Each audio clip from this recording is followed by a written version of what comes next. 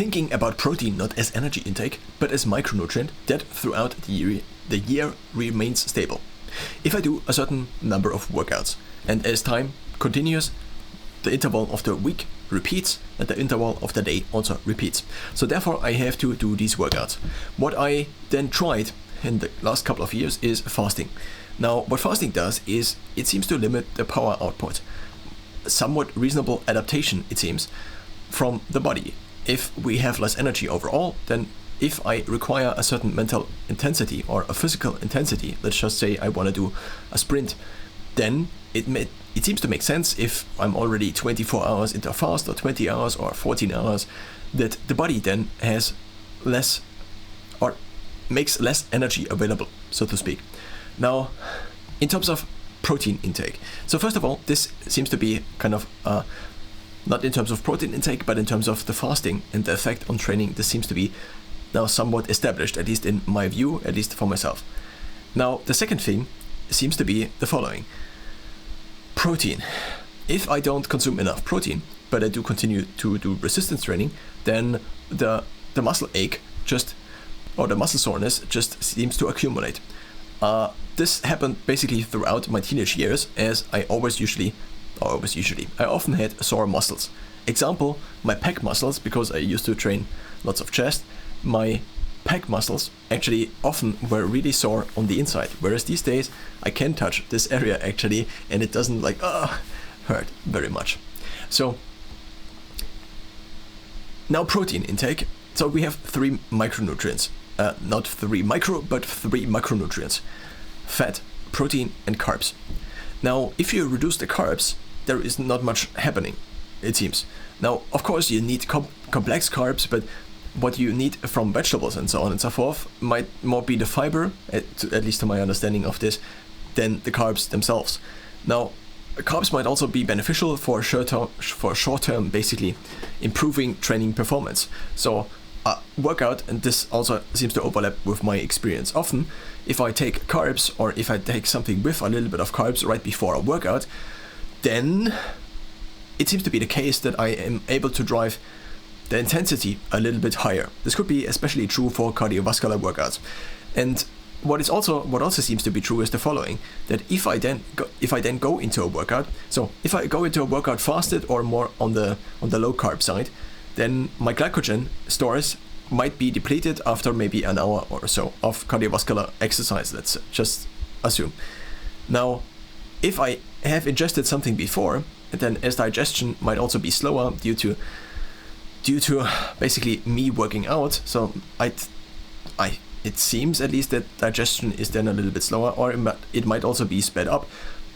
If I just walk up a hill, for example, or I just walk, it seems to be the case that, at least in my experience, that then the digestion rate seems to increase, maybe due to the additional movement that is basically aiding the digestion of the food. Now, if I then ingest carbs or anything else that can be kind of used as energy in the further stages of working out, probably, I assume, that then nutrients are basically entering the bloodstream. So basically there is an external source which is kind of inside of me, which is the thing I have eaten, which is contributing then to my workout performance. But a certain amount of energy is also taken away by the digestion, so a certain amount of blood is then in the gut. Now, the simpler the thing you then eat, probably, the less blood there is then in terms of the digestion. If you eat 2 kilograms of vegetables before doing a 15k run, then you might need to go to the toilet quite soon. Now, in terms of the protein now, if I have experimented with different amounts of protein and also with different kinds of protein. I tried to be vegetarian for many years, for 6.5 years, and I try to, within this diet, have basically protein from nuts, from sometimes eggs, but I also try to reduce the eggs because, well, trying to be vegan. And so I got my protein mostly from, well, a little bit of peanuts, lots of peanuts actually, which also contributed lots of fats. Now, apart from the fat that is essential, so if we assume that there is a certain amount of fat that is essential, and we also assume that there's a certain amount of carbs, which is essential, but it turns out there is, at least to my knowledge, not really an amount of carbs that is essential, as carbs can be generated from either protein or fat, usually probably from fat. Now, I do not exactly know, and I was not exactly able to find out over the last couple of years how long it takes for my body to regenerate basically carbs from fat. So if I sleep for 8 hours, are then all my glycogen stores filled up to the point, or let's just compare two scenarios. One, I eat more on the ketogenic low carb side, and then I sleep very well, and overnight then I want to do on overnight, ideally, all my carb stores, my glycogen stores in my muscles are refilled. My liver glycogen, I think, is then not replenished because, well, I didn't eat enough carbs for that, but the muscle glycogen seems to be replenished then. Now, depending on the rate of this going on, and also depending on the maximum amount of glycogen store fill amount, you could say, is that now. Then I have a certain workout performance. The question now I have asked myself many times, if instead I switch to carbs, does actually the glycogen stores fill up more if I additionally ingest carbs? So is there basically a difference in the fill stand from internal generation of carbs versus external filling from basically ingesting food? Now, carbs could be reduced to zero, and I also reduced carbs, not really close to zero, but I reduced it a little bit here and there, let's just say, and I also reduced it kind of by fasting. So therefore I let my liver glycogen run out, and so then also I experienced these different state changes that appear, such as a drop in it seems to be temperature, in core temperature, not necessarily, I don't know, but at least in felt temperature. As of the last 1.5 years, also seemingly in skin temperature, at least approximated by the sensor in the Garmin Fenix 6S Pro and then the 7S Pro I have been using. Now, the fat, I think, usually I have enough fat in my diet. Even if I try to go really low in fat, eating curd, eating protein powder, eating lean beef, eating lean chicken, and so on and so forth, I still have fat in there, and since fat is approximately twice as energy dense as carbs and protein, then I do get lots of energy from fat anyway, at least compared to carbs and protein. And if I actually have a protein need, which seems to be kind of usually the case if I work out properly and I'm able to also sleep properly to then have a proper workout intensity, then there seems to be always kind of a protein need that goes on. And the protein need actually seems to not be that low. So in 2021, for example, I have been experimenting with trying to do like 2,000 to 2,500 calories a day, which usually didn't work, and which led to many frustrations because the recommendations, and also I've tried to reduce my body fat, but well, not very successfully, so to speak. I often would only get like 90 grams of protein, and I'm 6 foot tall, which in terms of the recommendations is a little bit low. But there also at this point in time was the standard recommendation of 0.5 grams per kilogram of body weight, and so I figured maybe that's also enough, so I at least kind of tried it.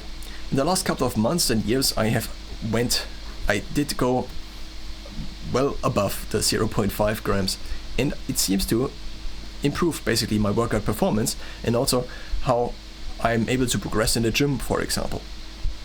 Now there also might be other factors, such as maybe improved sleep by improved workout performance, and of course at least if we just assume there is diet, exercise and nutrition, not diet, exercise and nutrition, but diet, exercise and sleep, and we just assume they determine kind of also each other and influence each other, and then there are so many other factors that then again influence one and therefore also affect the others. Then if we just have these three variables, then they already kind of have an influence on each other. Now the thinking I now kind of have developed, and this might not actually be natively my thinking, but maybe also just copy pasted from somebody else, is that protein is kind of what I need anyway from nutrition. And if my body has a protein need, then the protein is actually not really used as energy because it is just used as a building block. Now, one could also say the energy that is stored in glycogen, not in glycogen, in carbs then, and in fat is also just a building block in order to rebuild the glycogen in the muscle. But the glycogen in the muscle can also be rebuilt from fat. So if one is above the optimal point of body fat, then it seems to kind of make sense to reduce carbs as well as fats and keep protein nonetheless at a very high amount in order to not lose muscle mass, in order to be able to keep up the workout intensity, which I am usually not able to keep up with if I reduce my protein amount. Now, of course, the protein amount varies. As also the exercise varies, as also my sleep varies. So throughout the week, my protein intake also varies. But it seems to be the case that if I prioritize protein, at least what I understand by this, at least at this point in time, then I'm betting kind of on the right horse, so to speak. I often have been trying again carbs, and then for example, eating lentils and chickpeas and something like this. I eat them and I want to eat more of them, and then my stomach is filled up, but I'm still hungry. And this is so ridiculous. And then I also cannot eat so much additional protein, such that I am then not lying awake hungry at night. At the same time, my body is then seemingly overheating often because it wants to maybe get rid of the additional energy it doesn't really need from the carbs, because it just needed protein. So interpreting basically a basic hunger signal I have as maybe not for chickpeas, but as usually kind of just as protein hunger, and then trying with protein first to kind of curb the hunger seems to be kind of a useful strategy. And this is why I wrote this, thinking about protein not as energy intake, but as micronutrient that throughout the year remains then stable. Why then stability throughout the year? Because in winter I can do more cold exposure without having tools like a cold bath that is actually cooled down. So just by going outside and by basically leveraging how much clothes I have on, then I can do additional cold exposure. Also, if I happen to swim in the river in winter, then this is also additional cold exposure, which then takes away energy from basically my energy balance. Of course, not so within the moment, but if I do this once a week, for example, then this takes on the weekly average out a little bit of additional energy. And if I also in summer need to basically remain constant in terms of my training performance, or what is constant anyway in this case, but if I want to have a certain schedule of training, and I just have, so basically in winter I'm able to kind of blow off carbs in terms of heat because I just can't go outside. In summer this is harder, and I'm therefore usually or often on the warmer side. And also right now, for example, I'm just a little bit too warm to be comfortable, induced mostly by food, but I couldn't get the carbs so much down that this would not be an issue. So I couldn't be that ketogenic that my body temperature would drop that low, because I also have to kind of curb my hunger and also eat as much to then continue to be able, so basically to continue to be able to train, continue. I don't know if there's I don't have a solution for the sentence right now.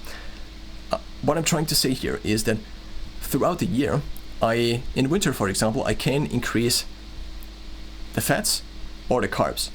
In summer, I need to reduce the energy because, the outdoor temperature takes away less energy from my body. So therefore, I need to reduce basically the overall energy I intake at a given training output in order to still have